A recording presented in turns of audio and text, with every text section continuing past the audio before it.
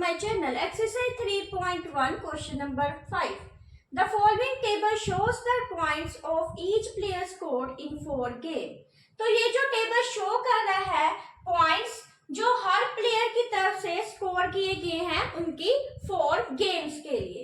तो प्लेयर ए की तरफ से जो गेम 1 का स्कोर है वो 14 है, गेम 2 का 16, गेम 3 का 10 और गेम 4 का 10।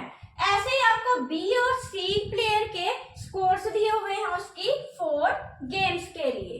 तो फर्स्ट पार्ट देखते हैं, find mean to determines the A's average number of point score per game. तो एज का ए का average number of point score क्या होगा उसकी पर गेम की तरफ से। तो यहाँ पे हम सिंपली फाइंड करेंगे मीन, तो मीन फाइंड करेंगे ए का।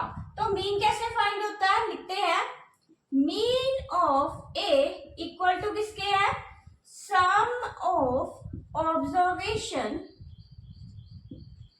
Divided by number of observations. तो सम ऑफ ऑब्जर्वेशन कितनी दी है, ए की 14 प्लस 16 प्लस 10 प्लस 10। तो लिखते हैं 14 plus 16 plus 10 plus 10 divided by 4। तो 4 इसलिए लिया है क्योंकि 4 गेम्स थी, तो ये टोटल 4 है, 1 2 3 4, तो 4 से उसको डिवाइड कर दिया है। तो अब इसको प्लस करते हैं, 14 प्लस 16 प्लस 10 प्लस 10, तो 6 प्लस 4 कितना हो गया 10, 1 2 3 4 ये 5, तो आंसर कितना आ गया 50/4।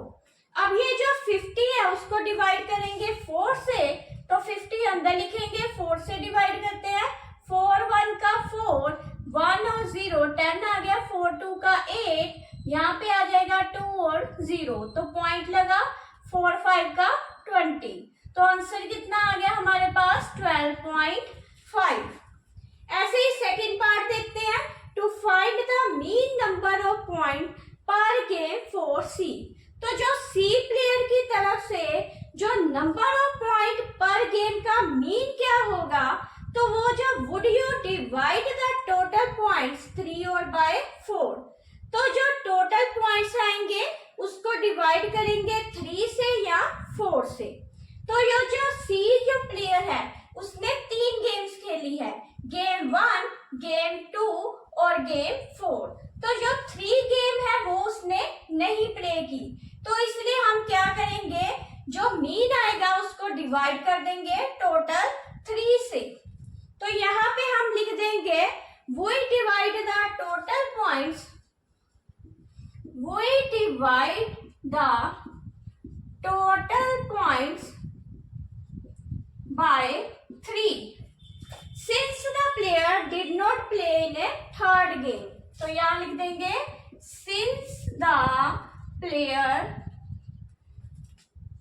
did not play third game, क्योंकि उसने थर्ड गेम को प्ले नहीं किया, तो इसलिए हम उसके टोटल पॉइंट्स को 3 से डिवाइड करेंगे। तो मैं आपको एग्जांपल से भी बता देती हूँ, तो वो नंबर कौन से लेंगे हम, 8 प्लस 11 प्लस 30, क्योंकि उसने थर्ड गेम को प्ले नहीं किया, टोटल 3 गेम के लिए डिवाइड कर देंगे उसको 3 से।